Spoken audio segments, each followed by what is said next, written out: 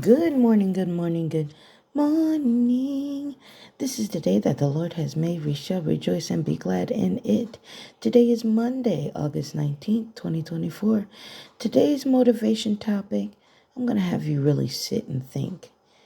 Think about the relationships you have: friendship, courting, parenting, grandparenting, child, whatever the case may be. Relationships all have a core. What is the core, you ask? Well, let's take a few situations just real quick. You have a situation where you have a person that you call your friend, the friend that is in need. You can A, be there for them, or B, walk away. Say you're there for them, right? So you would think that if you were in a same situation or a situation where you need help and you know that they have the answer, wouldn't you expect the same help in return? That is correct, right? Same thing with hard times, even just asking for advice.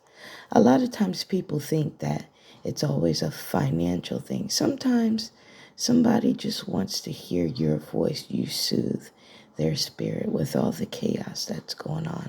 Sometimes they need you to intercede and pray for them. You may never know a true friend, spouse, a child, a grandparent, or parent is in need of your help, your assistance. And because they were there for you doesn't always mean that they're going to be able to be there in return the same way you were there for them. Now the question is, how do you take it? When do you know enough is enough in a relationship?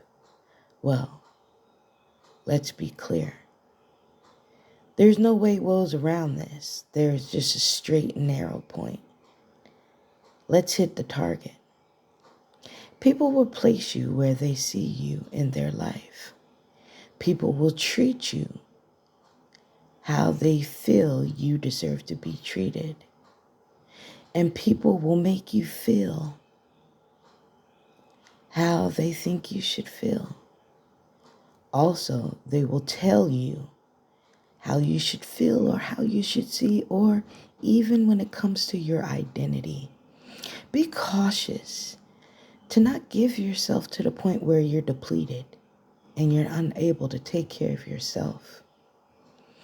Also, make sure that you never forget who you are and your identity and your authenticity. Let it alone. Don't give to the point where there's nothing more to give. And when you do give from the heart with no expectations. So even if they don't return the favor, you know you did a good deed. But also be cautious of the takers, the AKA gimme people. Never surround yourself with a taker if you're a giver. It's only good to give around those who don't mind giving as well. And also understand your return giving may not come from that person, it may come from another person. But just the fact that they're open and honest to say that, hey, I'm unable to give, or hey, I don't have the answer, can mean just enough. Instead of coming up with excuses on why, or I needed this instead, or to redirect and say that they need it more than you do. Whatever the case may be, as I said before, people will treat you how they feel you deserve to be treated. People show you how they feel you deserve to be treated, spoken to, or looked around as. Maybe overlooked is because that's how they feel. Prioritize. You may not be number one or number two or number three. How does it make you feel? One thing is for certain. How a person makes you feel, you will never forget. Fool me once, shame on you. Fool me twice, shame on them. Now 3 times, strikes, you're out. Let's not get to number 3.